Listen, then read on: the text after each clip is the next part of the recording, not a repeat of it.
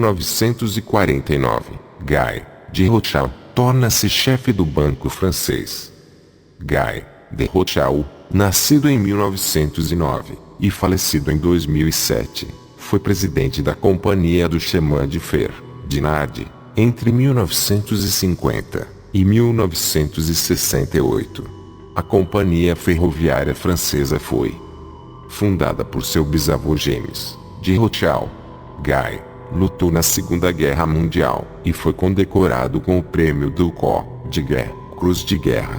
Ele foi condecorado com o Prêmio do Chevalier de Mérite Agricole, Cavaleiro do Mérito Agrícola, em 1948, e assumiu o controle do Banco de Paris em 1949, quando seu pai Edouard morreu.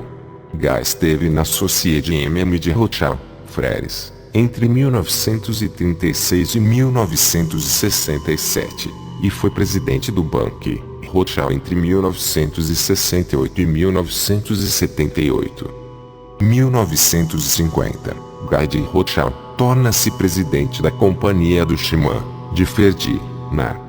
Guy de Rothschild foi presidente da Companhia do Chemin de Fer Dinard entre 1950 e 1968.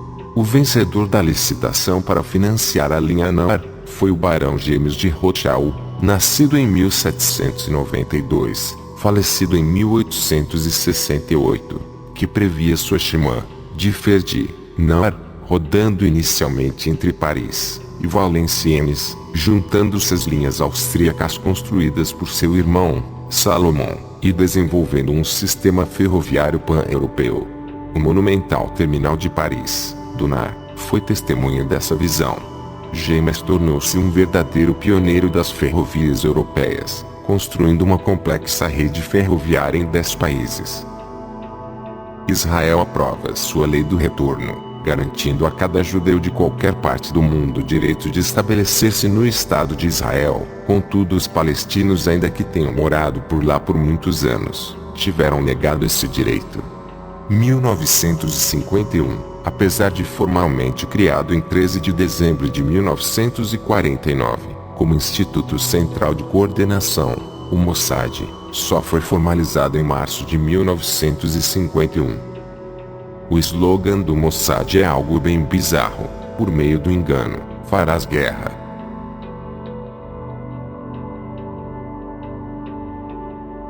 Em 1953, os Rothschild financiam o desenvolvimento de recursos naturais em Terra Nova e Labrador, Canadá. Em 1953, a A&M Rothschild & Sons liderou um sindicato para desenvolver 60 mil milhas quadradas de terra, em Terra Nova e Labrador, no Canadá. O envolvimento dos Rothschild no projeto foi liderado por Edmund de Rothschild. Sob sua orientação, o sindicato formou a British Newfoundland Corporation Limited. A chave do projeto de desenvolvimento foi uma usina hidrelétrica para aproveitar as cataratas Hamilton, mais tarde renomeada para Churchill, capaz de fornecer 5.225.000 kW de eletricidade à rede canadense. Na época, esse empreendimento era o maior projeto de construção já abordado por uma empresa privada. Foi concluído em 1973. Edmond Adolphe de Rothschild funda mais um banco privado independente e familiar na França, La Compagnie Financière Edmond Rothschild Bank. 1954, agentes israelenses recrutam cidadãos egípcios de descendência judia para bombardear alvos ocidentais no Egito, e plantam evidências para indicar os árabes como autores, em uma aparente tentativa de arranhar as relações americanos-egípcios. O ministro da Defesa de Israel, Pinhas Lavon, é eventualmente removido do cargo. Após a renúncia de Ben-Gurion, ele foi nomeado ministro da Defesa em 1954. No entanto, ele renunciou ao gabinete após ser acusado de autorizar uma operação de falsa bandeira de Israel no Egito, que passou a ser conhecida como o caso Lavon. O caso Lavon foi uma operação secreta israelense fracassada, codinome Operação Susana, conduzida no Egito no verão de 1954. Como parte de uma operação de falsa bandeira, um grupo de judeus egípcios foi recrutado pela inteligência militar israelense para plantar bombas dentro do Egito. Alvos civis de propriedade americana e britânica, cinemas, bibliotecas e centros educacionais americanos. As bombas foram cronometradas para detonar várias horas após o horário de fechamento. Os ataques foram atribuídos à Irmandade Muçulmana, aos comunistas egípcios ou nacionalistas locais, com o objetivo de criar um clima de violência e instabilidade suficientes para induzir o governo britânico a reter suas tropas de ocupação na zona do Canal de Suez, no Egito. A operação não causou baixas entre a população, mas custou a vida de 4 agentes, 2 membros da célula que se suicidaram após serem capturados, e 2 agentes que foram julgados, condenados e executados pelas autoridades egípcias. A operação acabou se tornando conhecida como o caso Lavon, depois que o ministro da Defesa de Israel, Pinhas Lavon, foi forçado a renunciar como consequência do incidente. Antes da renúncia de Lavon, o incidente tinha sido eufemisticamente referido em Israel como o caso infeliz ou o mau negócio. Israel negou publicamente qualquer envolvimento no incidente por 51 anos. No entanto, os agentes sobreviventes foram oficialmente homenageados em 2005, recebendo certificados de agradecimento do presidente israelense, Moshe Katsav, encerrando décadas de negação oficial por Israel. 1956, N.M. Rothschild & Sons criou The Merchant Bank of Central Africa. O The Merchant Bank of Central Africa, o Banco Mercante da África Central, foi criado pela N.M. Rothschild & Sons com vários parceiros com o objetivo de replicar, tanto quanto possível, na África, as funções de um banco comercial da cidade de Londres. O banco estava sediado em Salisbury, Rodésia do Sul, com capital nominal de 2 milhões de libras esterlinas em ações ordinárias. Em 1984, o Merchant Bank of Central Africa, o Banco Mercante da África Central, alcançou a reputação de ser o principal banco de finanças corporativas do Zimbábue.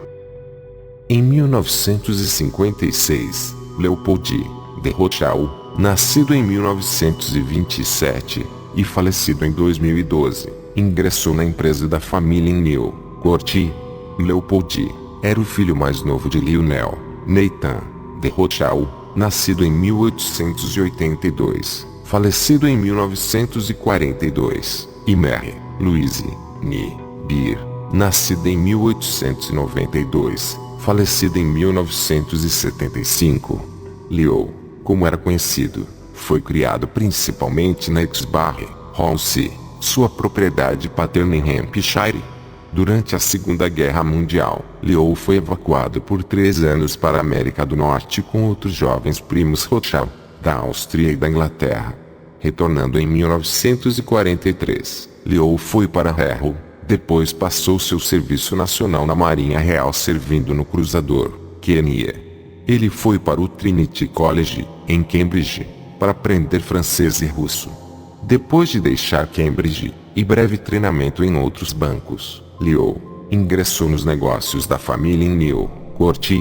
De 1970 a 1983, ele atuou como diretor no Tribunal do Banco da Inglaterra, e esteve fortemente envolvido no restabelecimento dos escritórios latino-americanos dos Rothschild, especialmente no México, Chile e Brasil.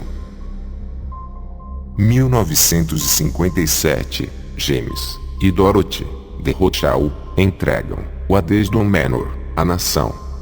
A mansão em Waddesdon foi concluída com especificação de Ferdinand de Rothschild em 1884.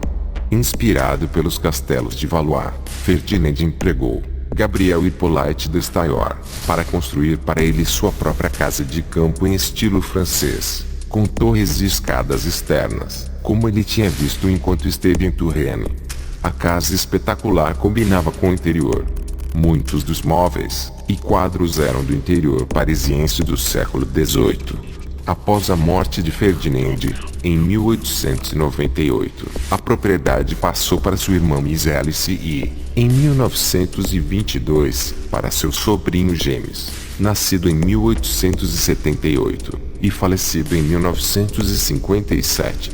James e sua esposa, Dorothy, nascida em 1895 e falecida em 1988, deixaram a casa para o National Trust em 1957.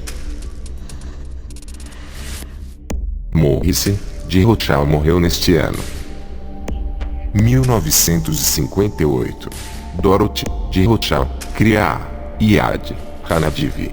Dorothy de Rothschild, viúva de James de Rothschild, estabeleceu a Iad Hanadiv, Memorial do Benfeitor, para perseguir os ideais que James e seu pai Edmund haviam nutrido para Israel. Os motivos do Barão Edmund eram em parte filantrópicos, em parte religiosos, e ele confiou a seu filho James a tarefa de continuar seu trabalho através da Associação de Colonização Judaica da Palestina, PICA. Em 1957, James sentiu que a tarefa da PICA havia sido cumprida. Voltando sua atenção para outros assuntos, James afirmou que queria examinar a possibilidade de fazer uma contribuição modesta para o avanço da ciência, arte e cultura em Israel. Iad Hanadiv foi criado para levar adiante esses objetivos. 1959, Evelyn de Rothschild entra para os negócios da família. Aos 26 anos, Evelyn, mais tarde Sarah Evelyn de Rothschild, ingressou na NM Rothschild & Sons para ser treinado nos negócios da família, seguindo os passos de seu pai. Em 1959, tornou-se sócio da NM Rothschild & Sons. Sarah Evelyn supervisionou a reconstrução do New Kur no início dos anos 1960. Em 1976, assumiu o cargo de presidente da NM Rothschild & Sons Limited, e em 1982 tornou-se presidente da Rothschild Continuation Holdings, EG, a empresa coordenadora do grupo de bancos comerciais.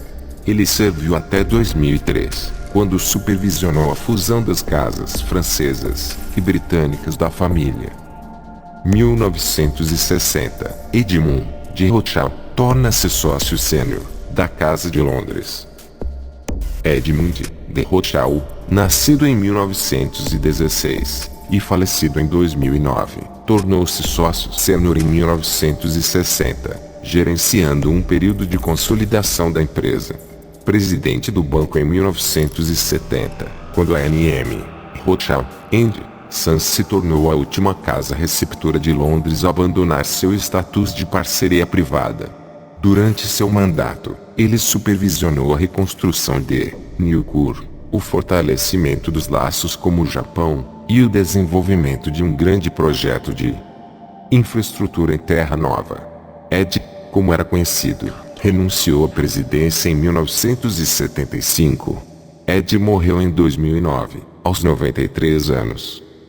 NM Rothschild & Sons, primeiro parceiro não Rothschild, nomeado. Edmund de Rothschild presidiu a demolição e reconstrução do New Kur. Ele abriu a parceria para não membros da família, começando com David Colville, irmão de Sarah Dion Colville, o secretário particular de Churchill, David Richard Colville, nascido em 1909 e falecido em 1987, foi nomeado em julho de 1960 como o primeiro parceiro não Rothschild. 1961, Rothschild e Chile. Em 1961, a NM Rothschild & Sons desempenhou um papel intermediário na garantia dos termos de um empréstimo de 2 milhões de libras do governo britânico para ajudar no alívio após um desastre do terremoto que deixou 500 mil de desabrigados. Os vínculos comerciais de Rothschild com o Chile remontam a 1825, quando Newcour estabeleceu um comércio significativo de barras de prata e ouro e espécies com a casa comercial de Frederick Rath, em Valparaíso. Nos primeiros 30 anos do século XIX, a A&M Rothschild & Sons havia conseguido empréstimos para o Chile totalizando mais de 24 milhões de libras. A Casa de Londres continuou a atuar como consultora financeira do governo chileno nos anos seguintes à Segunda Guerra Mundial. 1962, Frederick Morton publica seu livro, Os Rothschild, no qual ele declara: apesar deles controlarem as marcas das corporações industriais, comerciais, mineração e turística, nenhuma leva o nome Rothschild. Estando em parceria privada, a família nunca precisou e nunca fez publicação de um único balancete, ou qualquer outro relatório de sua condição financeira. Essa atitude revela o verdadeiro alvo dos Rothschild: eliminar toda a competição e criar seu próprio monopólio mundialmente. 1963, Edmond de Rothschild forma La Compagnie Financière. Em 1963, nasceu a Compagnie Financière Edmond de Rothschild, LCF. Fundada por Edmond de Rothschild, nascido em 1926 e falecido em 1997, a empresa com sede na Suíça começou como uma empresa de capital de risco e se transformou em um banco de investimentos de pleno direito e uma empresa de administração de ativos, com uma variedade de afiliadas. Em 2010, o grupo LCF Rothschild mudou seu nome para o grupo Edmond de Rothschild. Neste ano Edmond Adolphe de Rothschild, casa-se com sua segunda esposa, com Nadine, e também tem um filho, Benjamin de Rothschild. Em 1963, Jacob Rothschild, nascido em 1936, atualmente o quarto Lord Rothschild, tornou-se parceiro da A&M Rothschild & Sons. Jacob foi educado no colégio interno, Eton College, e depois na faculdade Christ Church, Oxford, onde ele foi ensinado por Hugh Trevor Hopper. Jacob deixou o banco em 1980, assumindo o controle independente da Rothschild Investment Trust, agora RIT Capital Partners plc, uma empresa de investimento listada na Bolsa de Londres. Jacob fundou o D.E. Rothschild Assurance Group. Hoje St. James Place plc, com Sir Mark Weinberg, em 1991. 1964, A&M Rothschild & Sons retorna a Manchester.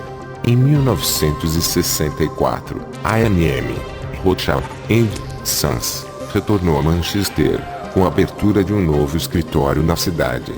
Em 1799, Nathan Mayer Rothschild havia estabelecido a Rothschild Brothers em Manchester como agentes de comissão para coordenar o fornecimento de têxteis britânicos ao mercado continental por conta do pai.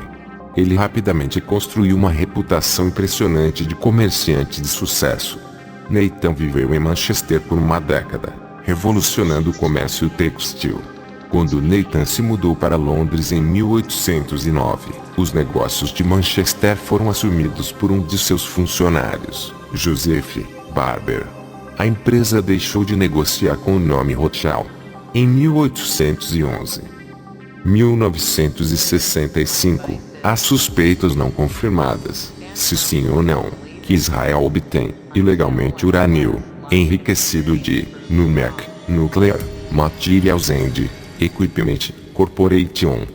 O Banco de Londres dos Rothschild ocupa novos escritórios. Em 1965, a equipe da A&M Rothschild & Sons mudou-se para seu novo e impressionante edifício de vidro e mármore em Newcour, na Travessa City-Switchings. Em 1962, por sugestão de Evelyn de Rothschild, foi tomada a ousada decisão de reconstruir o Newcour. projetado por Fitzroy Robinson Partners. O edifício de aço e vidro de 6 andares no local da antiga Newport incorporou elementos do edifício de 1865, como paralelepípedos do pátio e painéis das salas dos parceiros e gerentes.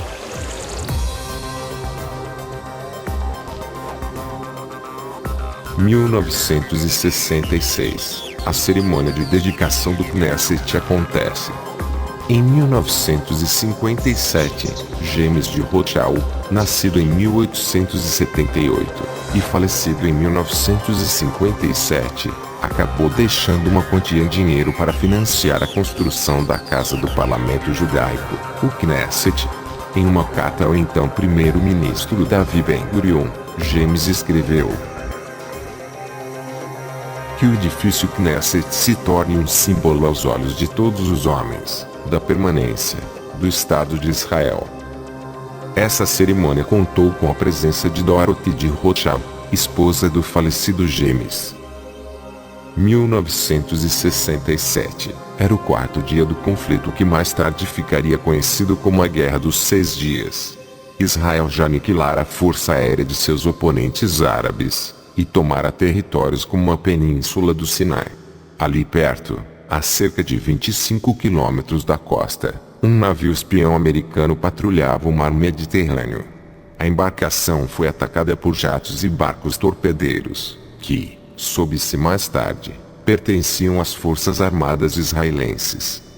Sob o fogo de metralhadoras, foguetes, bombas, de napalm e torpedos, 34 dos 290 homens a bordo do USS Liberty morreram naquela tarde de 8 de junho de 1967.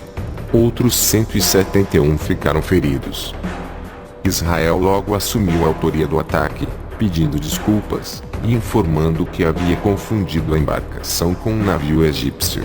Tripulantes do Liberty, no entanto, insistem em afirmar que a investida foi deliberada, pois o navio ostentava uma grande bandeira americana e havia sido sobrevoado por jatos israelenses várias vezes antes do bombardeio. A passagem dos aviões, disseram os sobreviventes, não chegou a causar preocupação, afinal, eles eram aliados. Internacionalmente reconhecida como território sírio, as colinas de Golã estão sob ocupação e administração de Israel desde 1967, quando a área foi capturada durante a Guerra dos 6 Dias. Após o cessar-fogo entre Israel e Síria, a chamada Linha Roxa passou a funcionar como limite entre os dois países. Neste ano também houve venda da refinaria de Royal Mint. O comércio de metais preciosos era uma especialidade de Nathan Rothschild, e uma das principais fontes de sua imensa riqueza.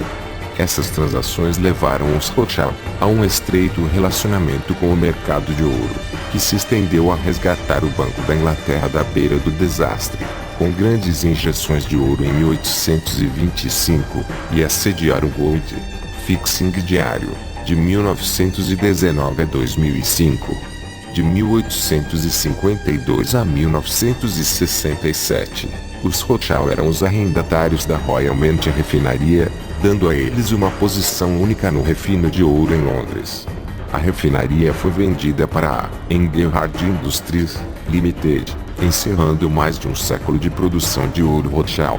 Após a reforma do governo francês dos regulamentos bancários, de Rothschild Frère tornou-se Banque Rothschild em 1967. O Banque Rothschild foi criado em 1º de janeiro de 1968, funcionando como um banco de depósito. Em 1969, Guy de Rothschild era o presidente, Alain de Rothschild e Élie de Rothschild eram vice-presidentes, e a prima Evelyn de Rothschild estava no conselho. Na Páscoa de 1970, um novo edifício moderno do banco foi inaugurado na 21 Rue Lafayette, Paris. Mais tarde a NM, Rothschild & Sons financiaram a ponte Rio-Niterói. Essa ponte foi financiada pela NM, Rothschild & Sons. Leopold Walter Rothschild, liderou os investimentos do Banco de Londres na América do Sul. A Ponte Presidente Costa e Silva, conhecida como Ponte Rio-Niterói, é uma ponte de vigas cruzando a Baía de Guanabara, no estado do Rio de Janeiro, no Brasil. Liga a cidade do Rio de Janeiro e o município de Niterói. Atualmente, é a ponte de concreto pré-tensionada mais longa do hemisfério sul.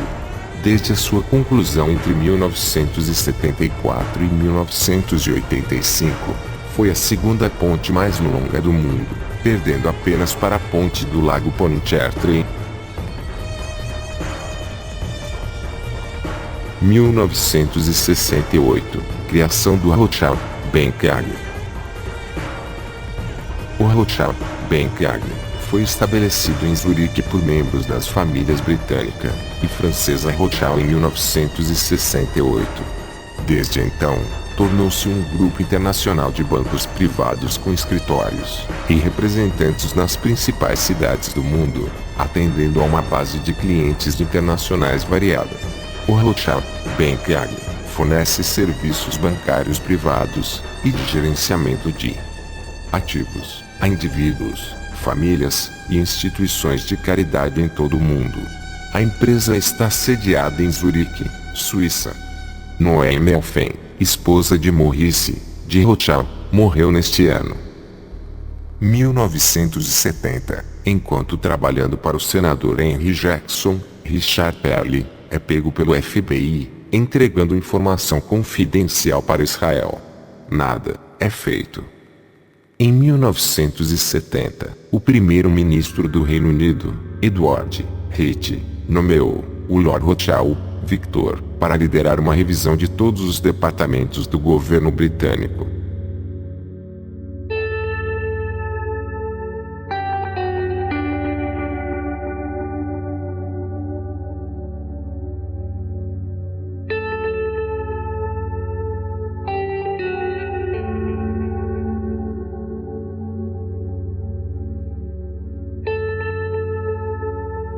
Em 1971 a ANM, Rothschild & Sons tem seu primeiro envolvimento na privatização.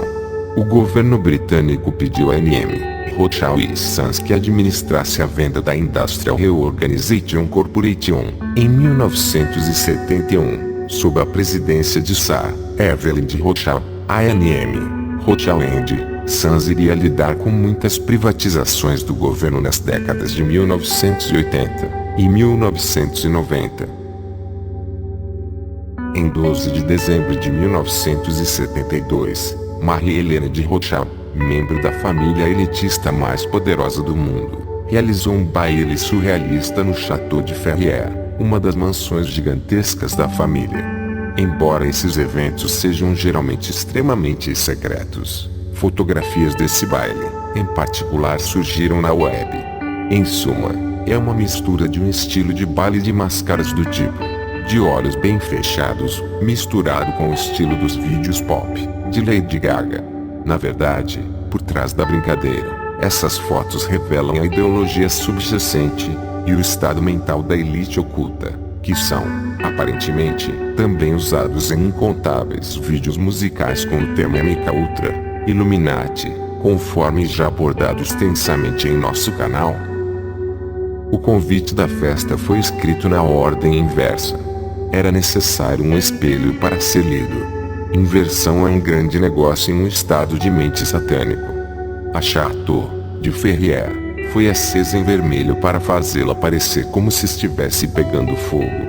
Cenas do filme de Roman Polanski sobre satanismo, O Último Portal, foram filmadas lá. Em De Olhos Bem Fechados, o ritual oculto ocorre em outra mansão Rothschild, Mentmore Towers, no Reino Unido. Um convidado vestindo a máscara de vários lados. Uma máscara semelhante é vista em De Olhos Bem Fechados. O filme foi inspirado no baile dos Rothschild. Será que esse baile foi igual ao retratado no filme? Tinha muitas gaiolas por toda parte. Muitas mesmo. A anfitriã está usando uma máscara com uma cabeça com chifres gigantes. Bastante apropriado. Baphomet te recebe. Salvador Dalí na frente de sua famosa representação de Mae West. Será que Lady Gaga ficaria com vontade de usar uma destas?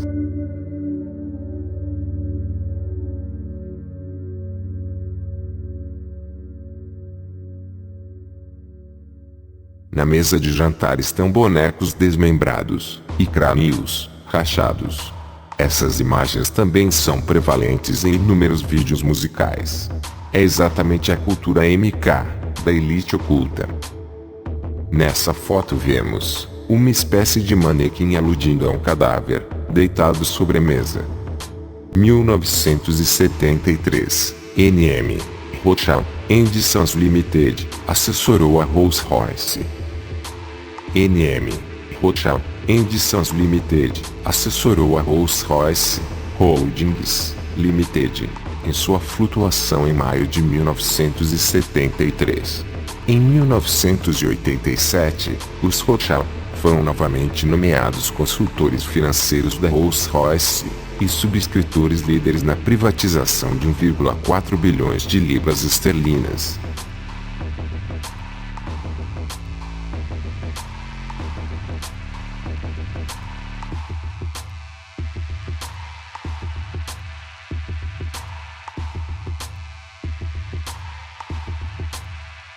Em 1995, os Rothschild subscreveram uma oferta aberta pela Rolls-Royce para arrecadar aproximadamente 350 milhões de libras esterlinas. Acreditava-se que a colocação era a maior deste tipo no mercado de Londres. Edmund de Rothschild foi premiado com a Ordem do Tesouro Sagrado do Japão. A Ordem do Tesouro Sagrado do Japão, primeira classe, foi conferida a Edmund de Rothschild pelo imperador Hirohito em 1973. A ordem, uma das maiores honrarias do Japão, foi conferida a Ed em pleno reconhecimento de suas grandes contribuições no campo monetário internacional ao desenvolvimento econômico e industrial do Japão e aos esforços incessantes que ele dedicou à promoção da amizade nipo-britânica. Foi estabelecida a Rothschild Asset Management Limited.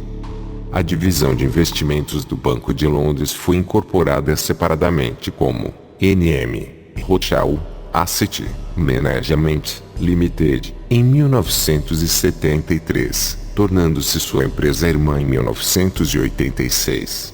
A Rothschild Asset Management se especializou na administração dos ativos dos principais fundos de pensão e companhias de seguros, e ofereceu fundos de investimento e outros veículos de investimento a grandes institucionais e pequenos investidores.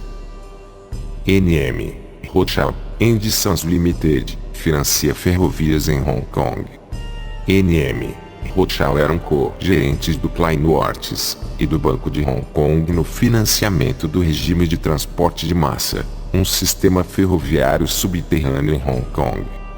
NM Rothschild estiveram envolvidos com ferrovias há mais de 180 anos.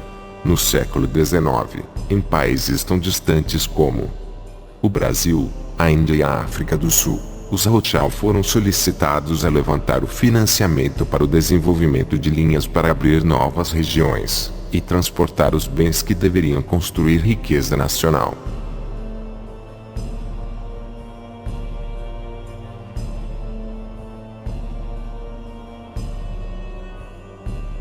Em 1974, Guy de Rothschild, presidente da Metal.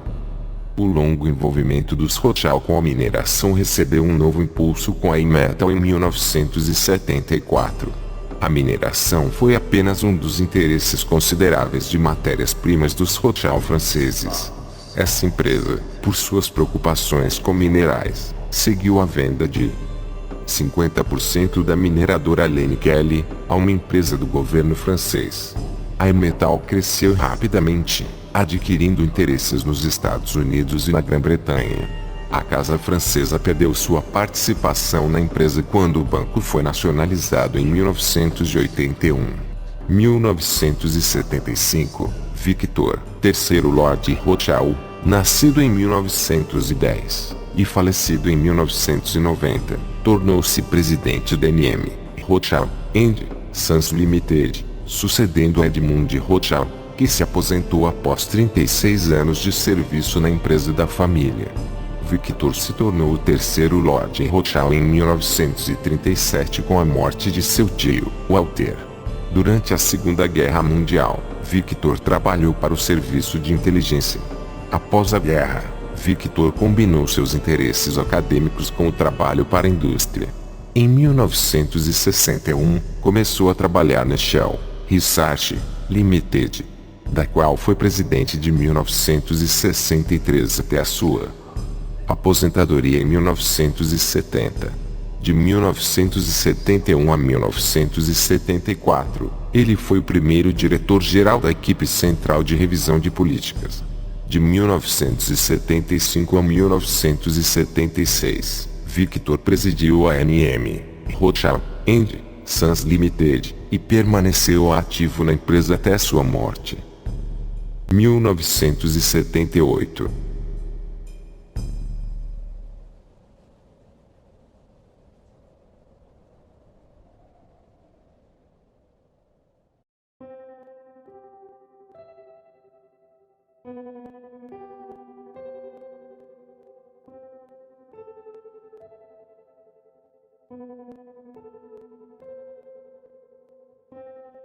Stephen Bryan, o então assessor do Comitê de Relações Exteriores do Senado americano, foi ouvido em um hotel de Washington, D.C., oferecendo documentos confidenciais do Pentágono para funcionários do governo de Israel.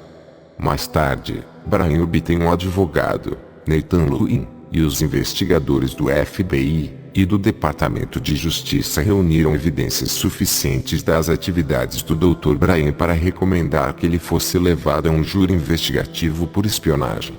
O caso foi discretamente encerrado, no entanto, por Philip Heymann, procurador-geral assistente encarregado da Divisão Criminal do Departamento de Justiça, um amigo íntimo e associado do advogado do Dr. Bryan.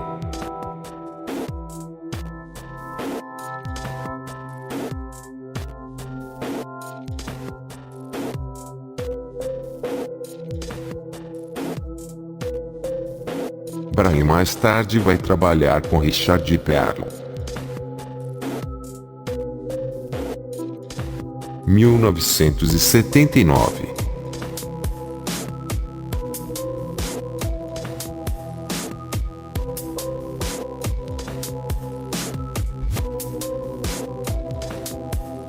O Tratado de Paz Egito-Israel em 1979 foi escrito com a ajuda financeira dos Estados Unidos, sem divulgação, o qual retirava 3 bilhões de dólares anualmente para Israel, direto dos bolsos dos contribuintes dos Estados Unidos.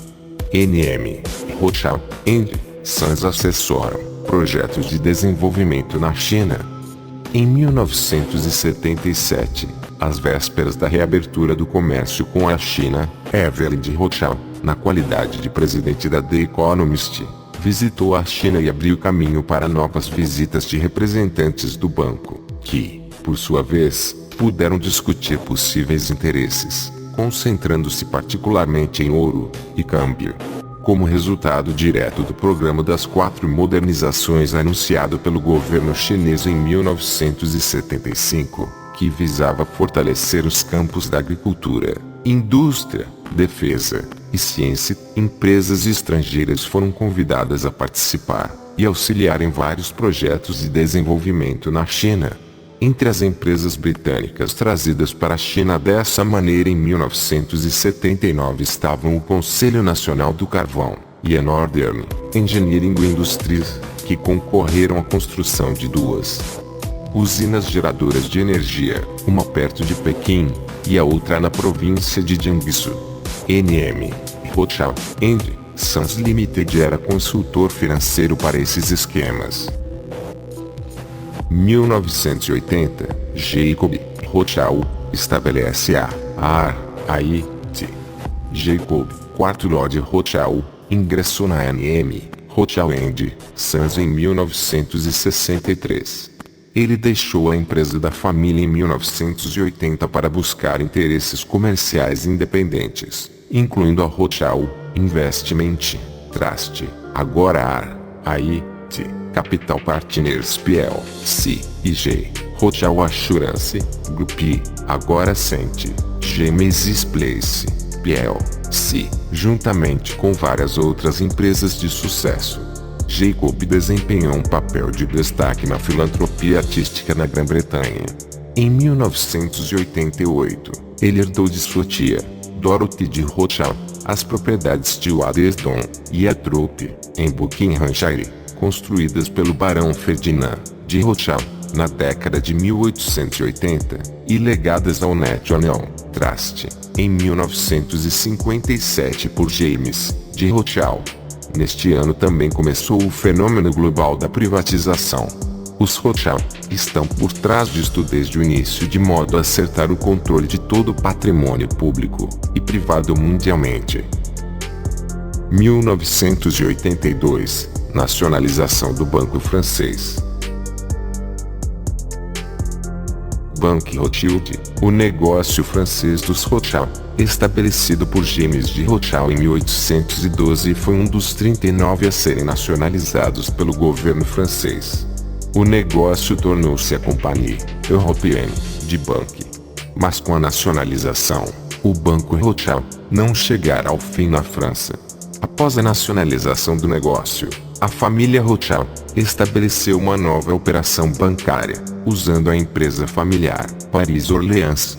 Em outubro de 1986, a família Rothschild recebeu o direito de usar o sobrenome novamente, como Rothschild Associé Bank.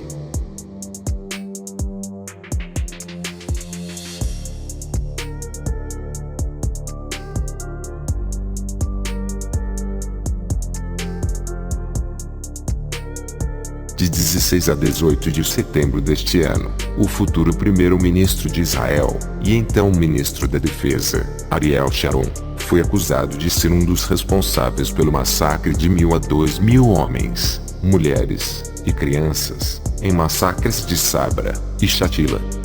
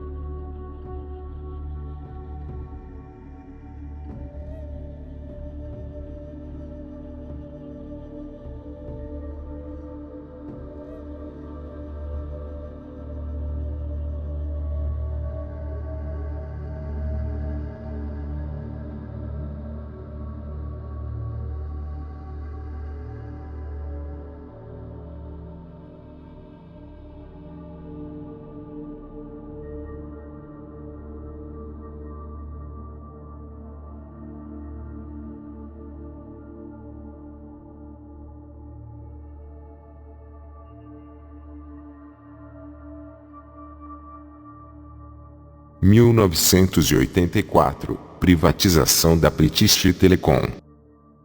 ANM, Rothschild & Sons Limited era a principal seguradora da privatização inicial da British Telecommunications. As origens da British Telecom remontam à fundação da Electric Telegraph Company, em 1846, que desenvolveu uma rede nacional de comunicações. Em 1912, a General Post Office, um departamento do governo, tornou-se o fornecedor do monopólio de telecomunicações na Grã-Bretanha. O Post Office Act de 1969 levou o General Post Office a se tornar uma empresa pública. A British Telecom foi formada em 1980 e tornou-se independente do Post Office em 1981. A British Telecom foi privatizada em 1984, com cerca de 50% de suas ações vendidas a investidores. Os Rothschild novamente aconselharam a empresa quando mais ações foram vendidas em 1991 e 1993, levantando mais de 10 bilhões de libras para o governo britânico. 1985. O New York Times reporta que o FBI está avisado de que ao menos dezenas de incidentes nos quais oficiais americanos transferiram informação confidencial aos israelenses, segundo Raymond Wannall, ex-diretor assistente do FBI nos Estados Unidos. O Departamento de Justiça não fez absolutamente nada a respeito.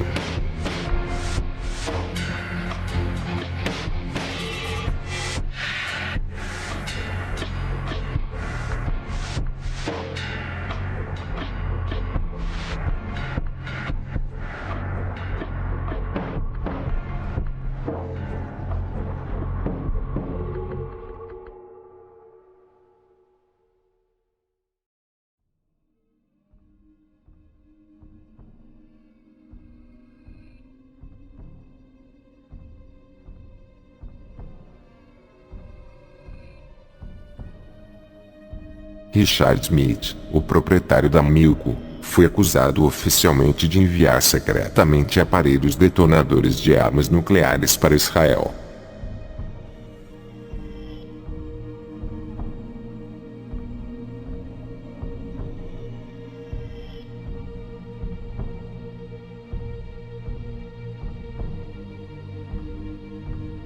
Mas eles logo perceberam que Smith, um especialista em computação da Califórnia, passava a maior parte do tempo tentando comprar equipamentos com aplicações militares, incluindo um subproduto de urânio, conhecido como sal verde, que poderia processar urânio para armas para o governo de Israel. Muitas vezes, eles disseram, as vendas foram feitas através de um intermediário israelense, Arnon Milchan, um empresário extravagante que vendia armas antes de se tornar produtor de filmes populares como o recente Brasil. Eu não tinha nenhuma evidência de que houvesse algo impróprio, disse Biel. Eu apenas pensei que era uma maneira estranha de fazer negócios. Eu me perguntava por que os israelenses estavam pagando taxas a Milco e Milchan, quando podiam obter o mesmo equipamento diretamente, usando a ajuda externa dos Estados Unidos. No final de 1982, Biel e Getting se demitiram do conselho de administração da Milco, em parte por causa de suas dúvidas sobre os negócios de Smith com Milchan e Israel. Como Smith se envolveu com o exército israelense e Arnon Milchan, é uma história que sugere tanto sobre Israel quanto sobre Smith. É a história de um país que parece determinado, às vezes abertamente, às vezes encoberto, a adquirir equipamentos e tecnologia que acredita serem necessários para se proteger. Na maioria das vezes, essas compras são feitas dentro da lei. Não foi assim, no entanto, que Richard K. Smith fez negócios, alegam os promotores americanos. 1986. Privatização da British Gas. N.M. Rothschild Sons Limited assessorou o governo do Reino Unido e foi coordenador global e principal subscritor na privatização da British Gas. Esse foi o trabalho mais importante de privatização a ser realizado pela N.M. Rothschild Sons. A empresa atuou como consultora financeira do governo do Reino Unido, e foi coordenadora global e principal subscritora das primeiras ofertas simultâneas do Reino Unido, Estados Unidos, Canadá, Japão e Europa.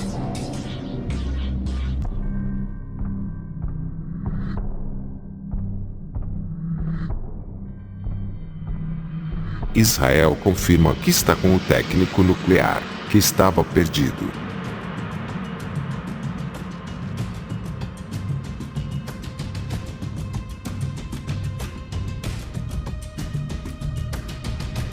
Israel confirmou hoje que prendeu um técnico nuclear desaparecido que vendeu a um jornal britânico o que ele disse serem os segredos de uma fábrica subterrânea de bombas atômicas israelenses no Negev. Acredita-se que o técnico, Mordechai Vanunu, tenha sido rastreado por agentes do serviço secreto do Mossad, em algum lugar da Europa, ou no Mediterrâneo e, secretamente, retornado a Israel. Ele deve ser julgado em segredo por várias acusações de infrações de segurança. Após semanas de reportagens da imprensa estrangeira sugerindo que Vanunu havia sido sequestrado e devolvido a Israel, e repetidas negações oficiais por porta-vozes do governo israelense, o gabinete divulgou hoje um comunicado. A declaração dizia: Mordechai Vanunu está sob detenção legal em Israel, na sequência de uma ordem judicial emitida após uma audiência na qual o advogado que ele escolheu estava presente.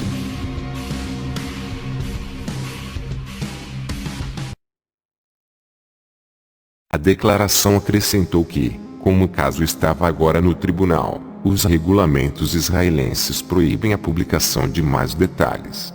O comunicado não indicava como o Sr. Vanunu chegou aqui, onde estava sendo mantido, ou com que crimes ele poderia ser acusado. O fato de Israel ter se esforçado tanto para prender o Sr. Vanunu sugere que a história que ele vendeu para o The Sunday Times de Londres tinha muita autenticidade, já que é improvável que Israel tivesse tomado medidas extraordinárias assim, para rastrear alguém cometendo uma fraude total.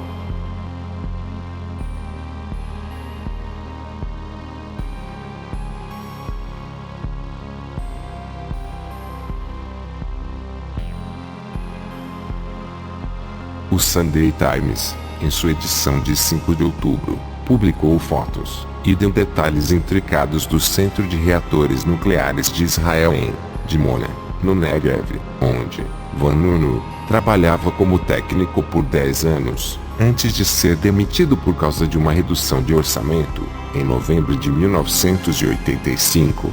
Todas as informações foram fornecidas pelo Sr. Vanunu ao jornal em troca de uma quantia não revelada de 6 dígitos, que ele aparentemente nunca conseguiu coletar. Com base nas informações de Vanunu, o The Sunday Times estimou que Israel havia armazenado 100 ogivas nucleares, e tinha capacidade, e os componentes de construir armas atômicas, de nêutrons, ou hidrogênio. Israel disse que não será a primeira nação a introduzir armas nucleares no Oriente Médio. Vanunu foi visto pela última vez saindo do Mountbatten Hotel, no centro de Londres, onde estava se apresentando ao The Sunday Times, em 30 de setembro. Houve vários relatos da imprensa sobre como ele foi levado de volta a Israel, desde empacotado em uma mala em Londres em direção a um iate alugado pelo Mossad, no Mediterrâneo. Porta-vozes do governo israelense se recusaram a confirmar qualquer um desses relatórios.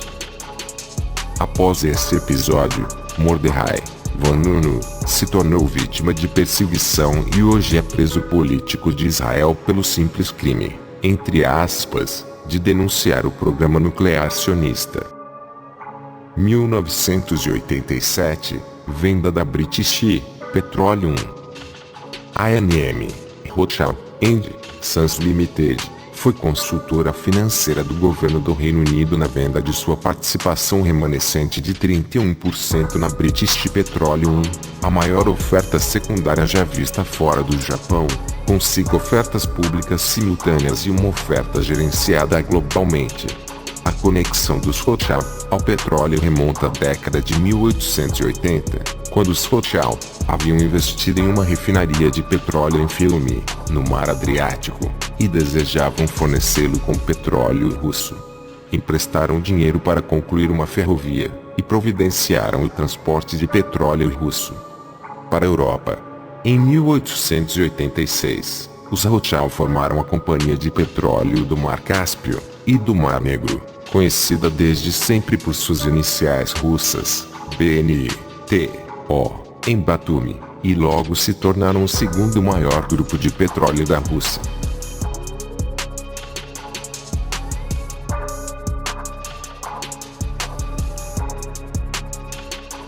1988, os Rothschild são nomeados consultores financeiros da Cardiff Bay Development Corporation.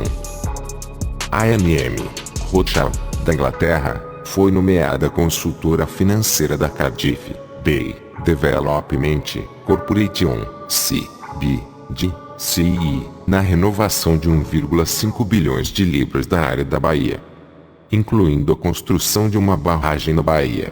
O CBDCE foi criado pelo governo do Reino Unido em 3 de abril de 1987 para reconstruir um sexto da área de Cardiff, para criar a Baía de Cardiff. Durante a vida útil do CBDCE, foram construídos 1.300.000 metros quadrados de empreendimentos não habitacionais e 5.780 unidades habitacionais. Foram criados cerca de 31.000 novos empregos, e foram investidos cerca de 1,8 bilhões de libras em financiamento privado. Cerca de 200 acres, 81 hectares, de terras abandonadas foram recuperados. NM Rothschild & Sons Limited foi nomeado pelo governo do Reino Unido como principal subscritor da privatização de 2,8 bilhões de libras da British Steel. Os Rothschild estavam envolvidos na indústria siderúrgica desde que Salomon Rothschild comprou as siderúrgicas em Witkowice, em Ostrava, que hoje se encontra na República Tcheca, em 1843. Philippe de Rothschild faleceu neste ano. 1989, Banco Rothschild retorna a Frankfurt. Em 1989, os Rothschild, de Londres e Paris anunciaram a abertura de uma subsidiária de Frankfurt, marcando assim o retorno de um banco Rothschild à cidade de onde a empresa da família se originou. Foi apenas parte do desenvolvimento de uma série de novas operações em todo o mundo, que começaram com o estabelecimento do Rothschild Intercontinental Bank, mais tarde Rothschild Inc., nos Estados Unidos. Hoje, os Rothschild têm presença comercial em mais de 40 países ao redor do mundo. A privatização da água foi realizada em 1989 para privatizar parcialmente as 10 autoridades regionais de água anteriormente públicas na Inglaterra e no país de Gales através da venda de ativos. NM Rothschild & Sons desempenharam um papel fundamental na privatização de 5,24 bilhões de libras das 10 empresas de água e esgoto da Inglaterra e país de Gales. A ANM Rothschild atuou como consultora financeira para todas as 10 empresas coletivamente através da Water Services Association e assessorou separadamente a Southern Water plc.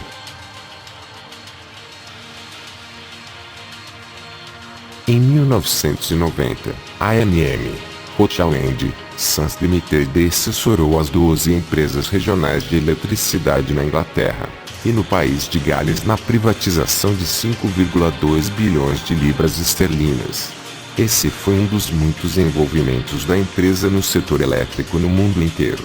O prospecto de descobridor das 12 empresas regionais de eletricidade da Inglaterra e do país de Gales foi publicado na sexta-feira, 2 de novembro, deste ano.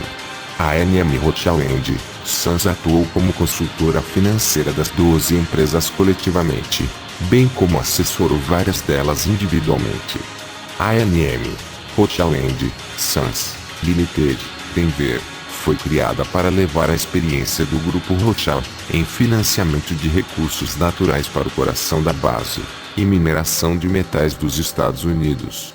A mineração é uma parte importante das atividades comerciais dos Rothschild desde a primeira metade do século XIX, quando adquiriram interesse nas minas de mercúrio de Almaden e se envolveram nas corridas do ouro na Califórnia e na Austrália. Nos últimos 150 anos, os Rothschild estiveram envolvidos em todas as principais regiões de mineração de ouro, prata, diamante, rubis, mercúrio, carvão, níquel, platina, cobre e outras regiões de mineração de metais comuns do mundo.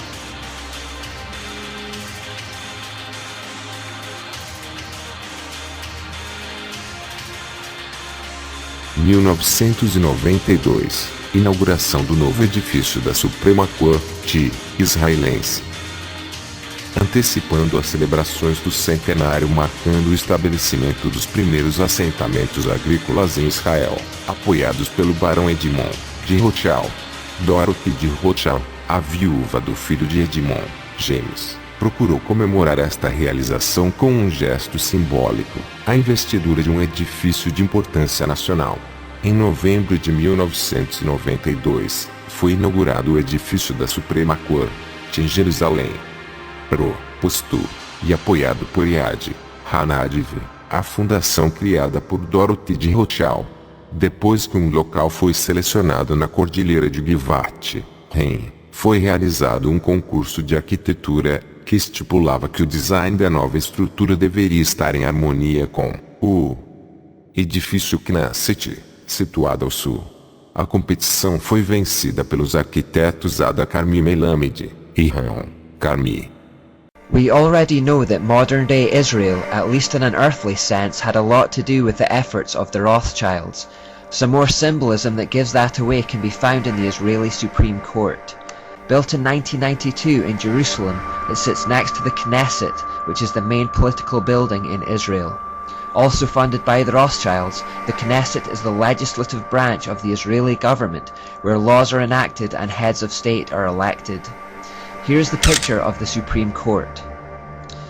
This painting is at the entrance to the building and depicts the Rothschilds planning its design along with Shimon Peres and Isaac Rabin. A journey through the Supreme Court esoterically represents a path towards illumination. The ultimate goal of the journey is to reach this pyramid, which represents the most holy place in the building. Each side of the pyramid has a circular hole at the top representing the all-seeing eye. Let's do a picture walkthrough along this so-called path of illumination from the beginning, and do some symbol spotting along the way. Firstly, the person who enters the Supreme Court finds himself in a dark area in front of a stairway leading to a source of light at the other end. By climbing these stairs, the visitor gradually moves away from the darkness towards illumination. There are exactly 3 sets of 10 steps equaling 30 overall. These represent the first 30 degrees of Freemasonry. Since there are 33 degrees to Freemasonry overall, we'll discover where the remaining 3 are later. You'll notice that the right side of the wall is made from rough old rocks, reminiscent of ancient Jerusalem walls, while the left is smooth and modern. This represents the timeless nature of the occult teachings that have been transmitted from ancient Babylon to today, and is a repeated theme throughout the Supreme Court. Embedded on the floor is a line which guides the traveller to the entrance of the library, which is placed right underneath the Great Pyramid. This is the path you walk to the holiest place, and of course the library itself represents knowledge. This picture is taken from the 2nd floor of that library. The library is actually divided into 3 levels, symbolically representing the final 3 degrees of Freemasonry. The first level is reserved for lawyers only, the second is reserved for judges only, and the books on the 3rd level can only be read by retired judges. This represents the movement through the degrees, acquiring higher and higher knowledge. The library functions like all occult hierarchies, where some information is the exclusive privilege of a select few. These are the 3 levels of the library. Right above the 3rd level, representing the final degree of Freemasonry, there is this view of the pyramid. This is where the Freemasonry ends and the elite Illuminati begins. Directly beneath the apex of the pyramid is this geometric floor pattern, with a crystal embedded in the floor at the centre. There are 6 squares representing the number of man, and each square of course has 4 sides, which is the number that represents the world. The crystal in the centre lies directly under the apex of the pyramid. This is similar to the sun symbol embedded at the centre of the Capitol crypt in Washington, D.C. The entrances to the courtrooms themselves look like this. They are said to resemble ancient Jewish tombs. Apparently in some Jewish tombs there were holes where the soul was supposed to leave. They have retained these holes in the courtrooms, perhaps to allow spirits to come and go in a similar manner. Again, notice the contrast between the old and the new here. The prison cells, the courtroom and the judges' quarters are placed one on top of the other, symbolizing the tiered society as proposed by Plato and the Enlightenment thinkers. The ruling elite at the top represented by the judges' quarters, the auxiliaries like the police and civil servants in the middle to enforce the decrees of those at the top represented by the courtroom, and the massive ignorant prisoners below. This is one of the courtrooms. The judge is illuminated by a natural source of light at the far end, symbolically representing the light of the divine, guiding their wisdom. They retire to their quarters at the top tier to make a decision and then descend back to the courtroom below to bring their illuminating wisdom to the world. Now let's start making our way outside. No occult structure would be complete without the obligatory sexual symbols, and the steps outside the courtrooms provide this feature. Again, this needs little explanation. Once outside the building, we are then invited to visit the Dorothy Rothschild Grove. We find this plaque on the wall with the arrow. Alongside it, we also find this plaque, which also contains an all-seeing eye. Sorry about the quality of these, I couldn't find anything more clear-cut. When we follow the arrow though to the Dorothy Rothschild Grove, we find this monument, which is obviously an obelisk, an Ashtoreth pole. If we then go to the centre of the parking facilities from here, we find this shape on the ground. Now some people have suggested that this represents a cross so that people can trample on it as they descend down the steps. I don't personally buy into this theory. To me it just looks like a sun symbol. All these things again are just evidence of the Rothschilds' occult influence. Do lado de fora da Suprema Corte, vemos essas romãs. Essas romãs deitadas no chão podem parecer extremamente insignificantes para o cidadão comum. Elas, contudo, têm um significado especial para os estudantes das escolas de mistério e para a maçonaria. Fonte esotérica ou maçônica. Entre os antigos mistérios, a romã também foi considerado um símbolo divino de tal significado peculiar que a sua verdadeira explicação não poderia ser divulgada. Ela foi chamada pelo Kabyle, o segredo proibido. Muitos deuses e deusas gregos são retratados segurando a fruta ou flor da romã em suas mãos, evidentemente para significar que são doadores de vida e da abundância. Capitéis de romã foram colocados sobre os pilares de Jaquim e Boaz, que estavam em pé na frente do templo do rei Salomão, e por ordem de Jeová, flores de romã foram bordadas sobre o fundo do éfode do sumo sacerdote.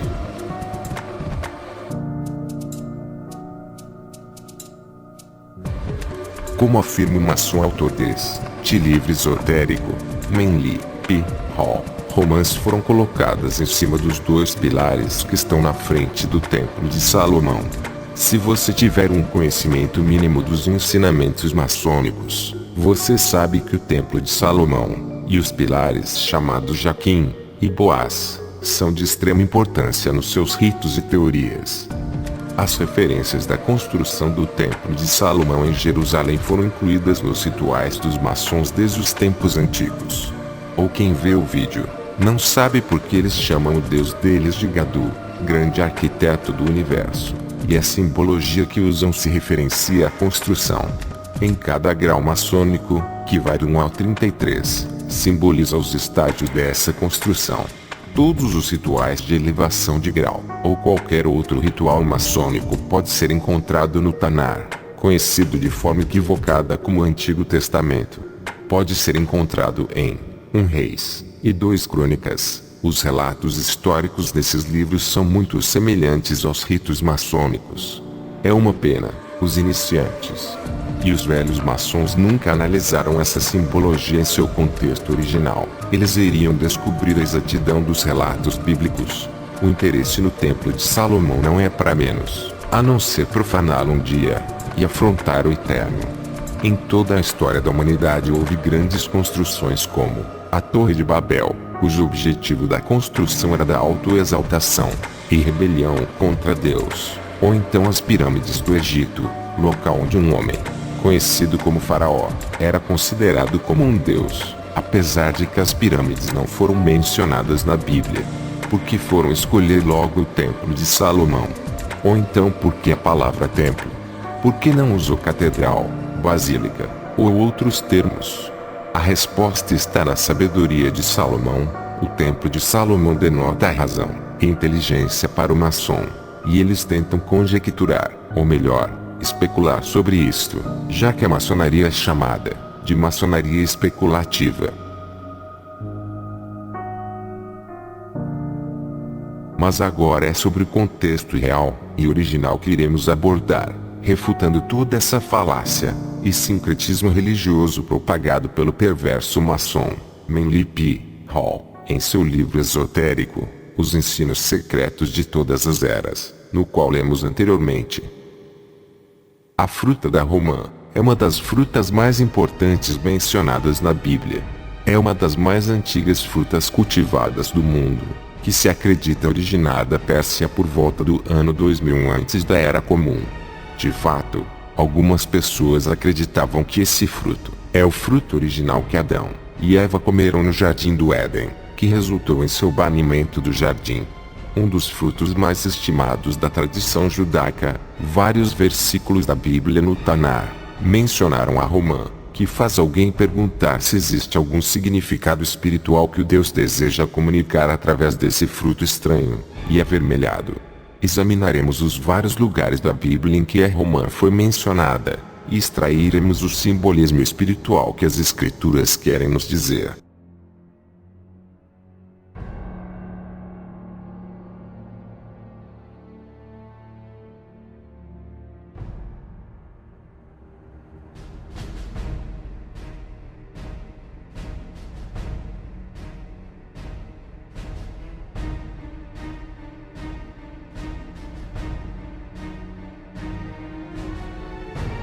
O fruto da romã foi mencionado pela primeira vez no livro de Êxodo, pois Deus estava dando instruções sobre o manto que seria usado por Arão, que seria o sumo sacerdote durante esse tempo. Era para ser colocado com sinos de ouro, alternados, e que era exigido por Deus para que o sumo sacerdote não morresse. Mas por que usar uma romã? Por que não usar uma uva, ou uma maçã, como simbolismo? A romã é uma fruta peculiar. Ao abrir, a pessoa verá imediatamente numerosas sementes dentro dela. O comando exato de Deus em Êxodo 28, verso 35, diz o seguinte: E estará sobre Arão, quando ministrar, para que se ouça o seu sonido, quando entrar no santuário diante do Eterno, e quando sair, para que não morra. Como sumo sacerdote, Arão é quem representava a nação de Israel diante de Deus. Os numerosos filhos de Israel podem ser simbolizados pelas muitas sementes da romã simbólica que está na veste sacerdotal. Portanto, poderia ser interpretado que, quando Arão entra no Santo dos Santos para ministrar, ele está trazendo com ele toda a nação. A romã simboliza os israelitas. Outro lugar na Bíblia, onde a romã foi mencionada, é o relato dos 12 espias que exploraram a terra de Canaã, para provar que a terra estava realmente fluindo com leite e mel. Os espias decidiram trazer alguns produtos da terra para mostrar a Moisés e ao povo de Israel. Nesta história, as romãs foram incluídas junto com outras frutas de destaque na Bíblia, uvas e figos. Essas eram umas das 7 espécies de frutas que haviam na terra prometida.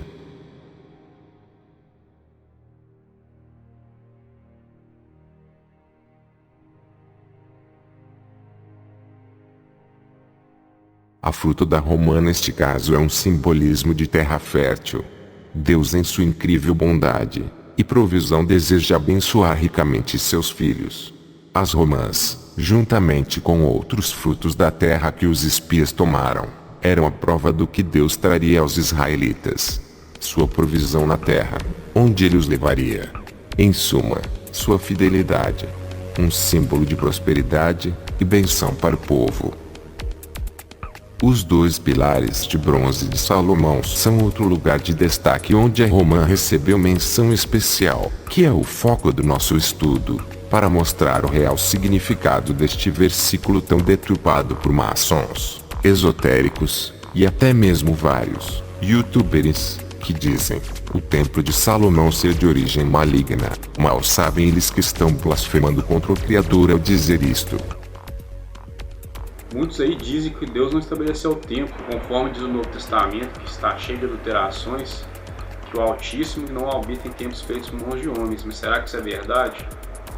Além de terem sido ordenados a construir um tabernáculo no deserto do Sinai para o Eterno, os filhos de Israel eles receberam mandamentos de edificar um templo permanente para ele. Isso sim, um templo fixo para ele. Isso se encontra na Torá, esse relato. Deuteronômio 12:5. Porém ireis ao lugar que o Eterno vosso Deus escolherá dentre as vossas tribos, para lhe pôr seu nome. Pelo lugar de sua morada perguntareis e lá ireis.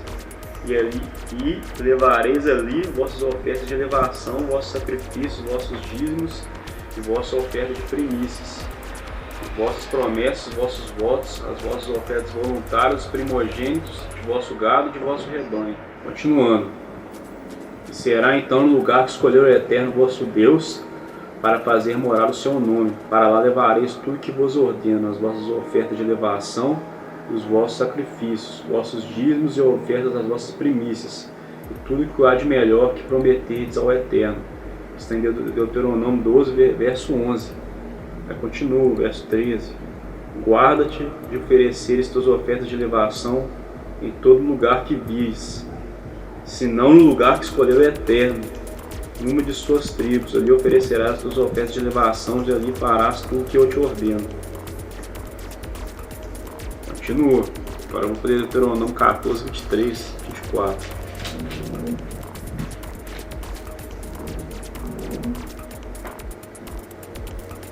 E comerás diante do Eterno teu Deus no lugar que escolher para ali fazer habitar seu nome, o dízimo de teu grão, de teu moço e de teu azeite, e os primogênitos do teu gado e do teu rebanho, para que aprendas a temer o Eterno teu Deus em todo o tempo.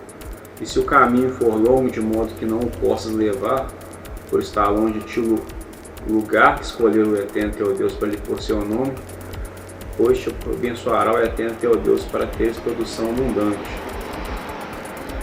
Então o trocarás por dinheiro e atarás o dinheiro em tua mão, e irás ao lugar que o Eterno teu Deus escolher, seria o lugar do templo. Agora é 1 Reis 8, verso 16, para mostrar que o Eterno, além de ter prometido que ia arrumar um lugar para habitar o seu nome, ou seja, sua presença, ele aparece agora em 1 Reis 8,16, em outras passagens, você está só essa, para o vídeo não ficar muito grande, que ele escolheu o lugar, então estabeleceu. 1 Reis 8,16. Desde o dia em que eu tirei o meu povo Israel do Egito, não escolhi cidade alguma de todas as tribos de Israel para construir alguma casa e lá estabeleceu meu nome, mas escolhi Davi, para que reinasse sobre meu povo Israel. Agora Salomão falando, que estava fazendo uma citação do Eterno. E Davi, meu pai, propusera em seu coração edificar uma casa ao nome do Eterno, o Deus de Israel. Porém o Eterno disse a Davi, meu pai: porquanto propuseste no teu coração construir uma casa ao meu nome, bem fizeste em propô-lo no teu coração. Porém tu não construirás essa casa, mas teu filho, que descender de ti, ele construirá esta casa ao meu nome. Assim o Eterno confirmou sua palavra que havia dito, confirmou. E me levantei em lugar de Davi, meu pai, e me assentei no trono de Israel, como o Eterno falara. E edifiquei uma casa ao nome do Eterno, o Deus de Israel, e nela constituí um lugar para a arca na qual está a aliança do Eterno, a qual fez com os nossos pais quando os tirou da terra do Egito. Enfim, muita pessoa falaciosa na internet diz que o templo do Eterno foi construído por Salomão por conta própria, mas aí está a confirmação aí. Não abraça isso, o Eterno que mandou construir o templo, então abraça outra fé, menos a escritural. Aí vai falar que foi abolido com o Messias, mas o Messias mesmo congregava em templo, no templo ele participava do templo e tal, ele ia em sinagoga, ele cumpria a Torá, e logo depois que ele morreu, os seus discípulos continuaram ensinando aos gentios cumprir mandamentos da Torá e tal. Eles continuaram circuncidando, então como a lei foi abolida. É uma coisa que não dá para entender, que certas pessoas na internet se dizem profetas e donas da verdade ainda não conseguiram compreender e estão propagando esse engano.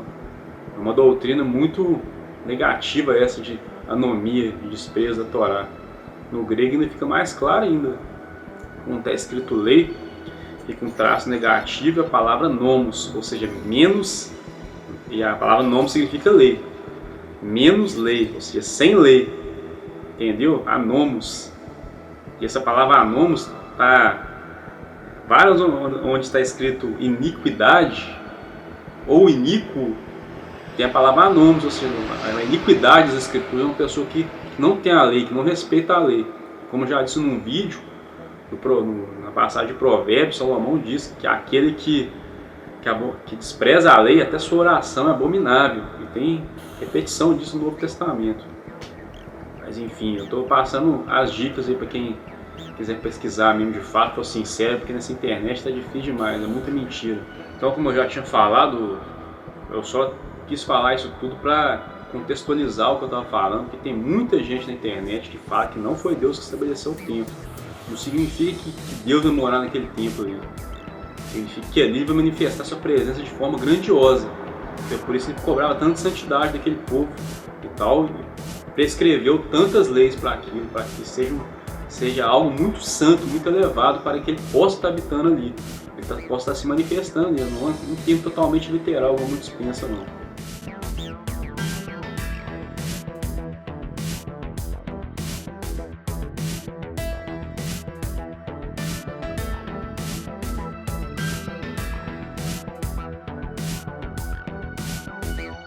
Padrões de frutas de Romã foram usados por Salomão para decorar os dois pilares que foram nomeados como Boaz e Jaquim, o que significa, nele está a força, e ele estabelece, respectivamente.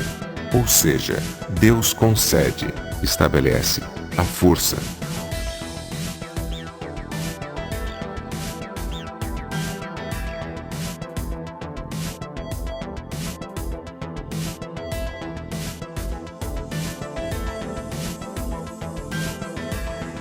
Salomão é conhecido por ser o homem mais sábio que já viveu, enquanto foi fiel a Deus, devido à resposta de Deus à sua oração. Ele, em sua sabedoria, decidiu usar os frutos da romã como decoração para simbolizar a bondade e bênção de Deus para o povo israelita, pois era um símbolo de bênção, prosperidade. No livro de Cânticos, Salomão também usa o simbolismo da romã para elogiar a sulamita. Enfim, sempre o simbolismo nas escrituras em relação a romã é visto em forma de bênção, visto de forma positiva como um elogio, e também do povo de Deus. É usado o simbolismo da romã em si, como o sacerdote usava o efode para lembrar das 12 tribos que ele representava. As romãs também têm todo o simbolismo para o povo de Israel. As romãs na Bíblia não estavam ligadas a falsas divindades, como insinuou o maçom, mas ligadas a um sinal bíblico de benção. Assim como a menorá tem seu significado particular, aludindo à criação, as romãs têm seu significado no templo, e no mesmo contexto na roupa do sumo sacerdote, e assim vai. Não tem nada a ver com nenhum ser, mas com alusões a acontecimentos positivos. A Suprema Corte é um templo que representa a escola de mistérios, que é uma amálgama de rituais pagãos entrelaçados com uma interpretação esotérica ou incorreta, blasfêmica das escrituras. O ensinamento dos mistérios é reservado aos membros das sociedades secretas ocultistas, das quais os Rothschild, obviamente, fazem parte. O significado esotérico deste edifício é escondido do público, mas inequivocamente revela aos iniciados quem realmente possui o poder no mundo. Em março de 1992, o ex-diretor do Federal Reserve, Paul E. Volcker, torna-se diretor executivo do banco de investimentos de James Wolfensohn, que tem seu nome registrado como James, nome dado pelo seu pai, em homenagem ao ex-patrão de seu pai, James Armand de Rothschild.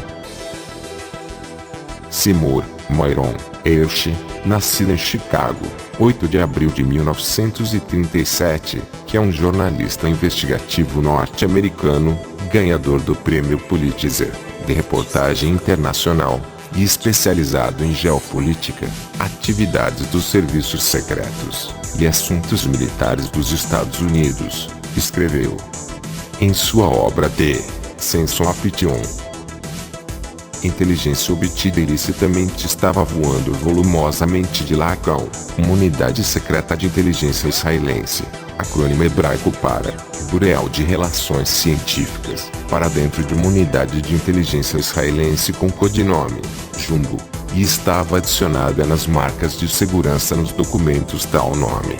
Havia ordens. Ari Ben Menashe dizia: qualquer coisa marcada Jumbo não era para ser discutida com os americanos. Em 16 de setembro, a libra britânica colapsa quando especuladores de moeda liderados pelo agente dos Rothschild, o judeu George Soros, emprestaram libras e vendem elas muito mais rapidamente. O Banco da Inglaterra continuou a comprar, e Soros continuou a vender até Lamont dizer ao primeiro-ministro John Major que sua compra de libras estava falhando em produzir resultados.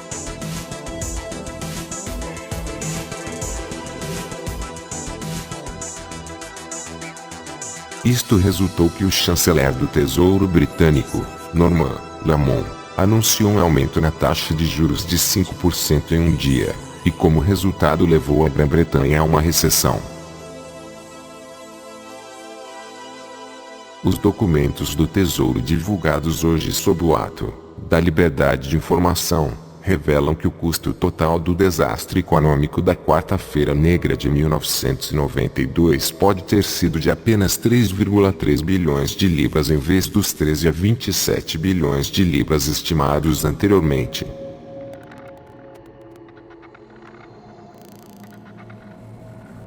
Tanto John Major como Lord Lamont, o primeiro-ministro e o chanceler da época, saudaram hoje a publicação de documentos que, segundo os colegas, mostraram que o custo da Quarta-feira Negra foi diminuído pelos ganhos para a economia.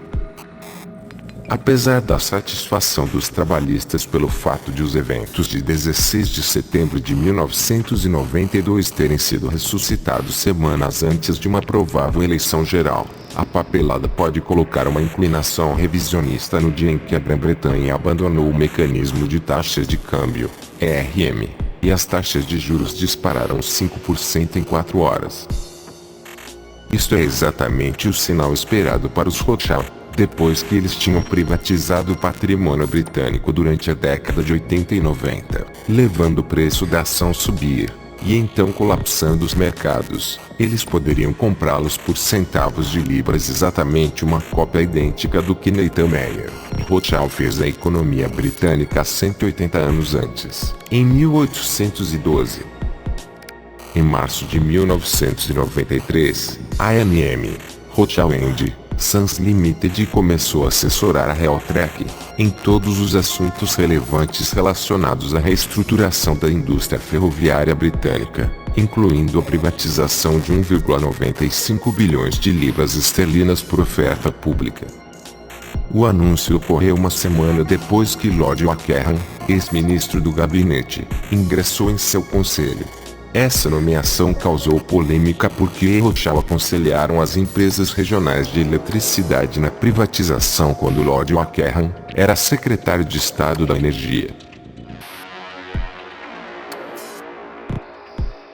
A Realtrek disse ontem que nomeou Rothschild pela primeira vez em abril de 1993, e o novo anúncio foi uma recondução baseada no desempenho do primeiro ano.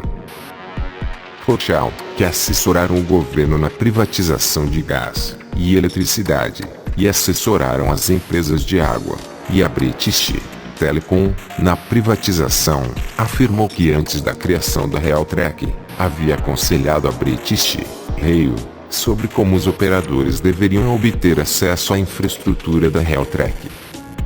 Os negócios dos Rothschild estão envolvidos com ferrovias há mais de 180 anos. Os ramos francês e austríaco da família foram pioneiros na construção de ferrovias antigas em toda a Europa.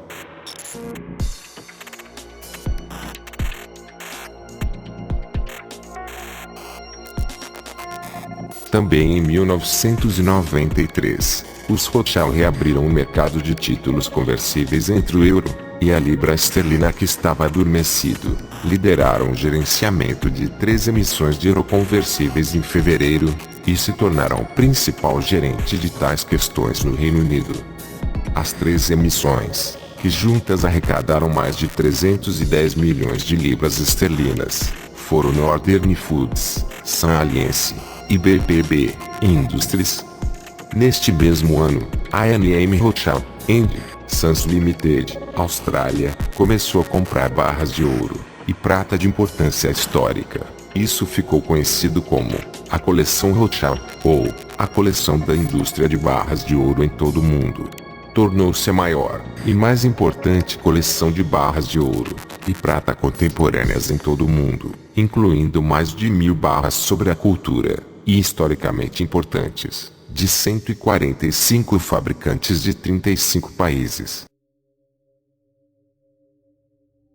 Em 1994, a A&M Rothschild Sons Limited foi consultora financeira do governo do Reino Unido na privatização, por meio de concurso, das atividades de mineração de carvão da British Coal Corporation, continuando sua conexão com a mineração que começou com a The Exploration Company na década de 1880. A A&M Rothschild Sons Limited assessorou o governo do Reino Unido na reestruturação da indústria de carvão do Reino Unido em pacotes regionais e também em questões regulatórias. A venda dos 3 principais pacotes regionais na Inglaterra, Escócia e País de Gales arrecadou cerca de 1 bilhão de libras para o governo do Reino Unido. Em setembro de 1996, a A&M Rothschild Sons Limited assinou um memorando de entendimento histórico com o Banco Industrial e Comercial da China para desenvolver negócios de consultoria financeira em conjunto na China e internacionalmente. A Rothschild pode rastrear suas conexões comerciais com a China desde 1838. A Casa de Londres foi uma das primeiras instituições de negócios do Ocidente a restabelecer relações com a China após 1953. O escritório de representação dos Rothschild em Xangai foi aberto em 1994. A&M Rothschild Sons Limited em 96 formaram uma joint venture no mercado de capitais com o ABN AMRO. O novo empreendimento foi chamado ABN AMRO Rothschild. Conhecido como ABN AMRO Rothschild, o empreendimento se tornou um sucesso imediato. A joint venture combinou a extensa experiência em consultoria de mercado de capitais dos Rothschild com as capacidades globais de pesquisa, distribuição e comercialização do ABN AMRO para fornecer um serviço completo de consultoria e execução a governos e empresas em todo o mundo no campo de privatizações, ofertas internacionais de ações, aumento de capital e veiculações privadas. Neste mesmo ano, o Washington Report on Middle East Affairs reportou: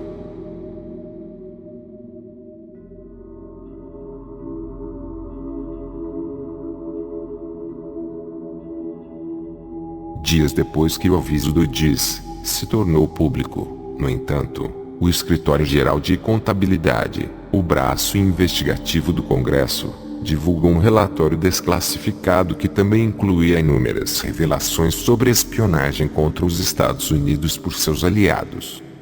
O relatório, Segurança Industrial de Defesa, fraquezas nos acordos de segurança dos Estados Unidos, com empreiteiros de defesa de estrangeiros, alegou que o país A, identificado publicamente como Israel no Washington Times em 22 de fevereiro, conduz a operação de espionagem mais agressiva contra os Estados Unidos e qualquer aliado dos Estados Unidos. A lista de operações de espionagem descrita no relatório incluía o seguinte: uma operação de espionagem executada pela organização de inteligência responsável por coletar informações científicas e tecnológicas para Israel pagou a um funcionário do governo dos Estados Unidos para obter documentos de inteligência militar classificados dos Estados Unidos. Esta é uma referência à prisão de 1985 de Jonathan Pollard, um militar naval dos Estados Unidos.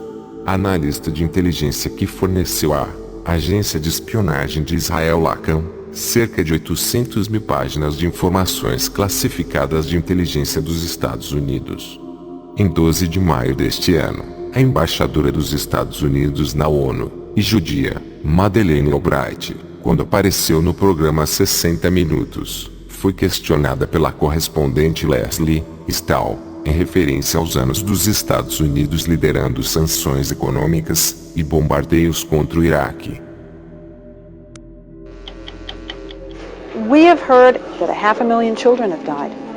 I mean, that's more children than died in Hiroshima. And you know, is the price worth it? I think this is a very hard choice, but we think the price is worth it.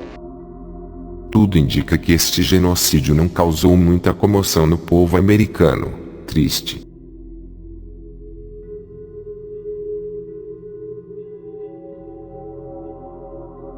Em 1997, um engenheiro mecânico do exército, David A. Tenenbaum, inadvertidamente, entrega informações militares confidenciais sobre os sistemas de mísseis e veículos blindados para oficiais israelenses. Um engenheiro mecânico que trabalhava para o exército disse que, inadvertidamente, deu informações militares classificadas sobre mísseis Patriot e veículos militares blindados a autoridades israelenses, de acordo com uma declaração judicial apresentada pelo FBI. Com base na declaração, os agentes federais obtiveram um mandado e revistaram a casa do engenheiro neste subúrbio de Detroit, o FBI disse hoje. O engenheiro, David A. Tenenbaum, trabalha no comando de tanques, automotivos e armamentos do exército, nas proximidades de Warren. Tenenbaum disse a um funcionário do Serviço de Investigação de Defesa na quinta-feira passada que ele inadvertidamente forneceu informações classificadas a todos os oficiais de ligação militar israelense postados no comando nos últimos 10 anos, de acordo com o depoimento apresentado na Corte Federal na sexta-feira passada. Tenenbaum, 39 anos, não foi acusado de nenhum crime. O mandado foi executado, ninguém foi preso e não temos mais nenhum comentário, disse Thomas J. Bailey, um agente e porta-voz do escritório do FBI, em Detroit. Neste ano falece Edmond Adolph de Rothschild. Em 1998, a Rothschild Australia Limited começou a negociar como um banco licenciado sob um novo nome, GNM, Rothschild & Sons Australia Limited. Isso abrange 4 empresas principais que operam a partir de escritórios em Sydney, Melbourne, Auckland e Wellington. NM, Rothschild & Sons, nomeou seu primeiro correspondente australiano em Hobart, Tasmânia, que se tornou uma colônia autônoma em 1825. Montefiore Furtado & Co. fazia parte de um império comercial em desenvolvimento estabelecido na Austrália por Joseph Berrou Montefiore, primo em casamento dos Rothschild, e seu parceiro David Ribeiro Furtado. Em 1868, os Rothschild, em colaboração com o New South Wales Bank, levantou um empréstimo de 1 milhão de libras esterlinas, e 5% em nome do governo de New South Wales. NM, Rothschild & Sons abriu seu primeiro escritório na Austrália em 1967, o então chamado International Pacific Corporation. Também neste ano, o Banco Central Europeu é organizado em Frankfurt, a cidade de onde os Rothschild originaram-se.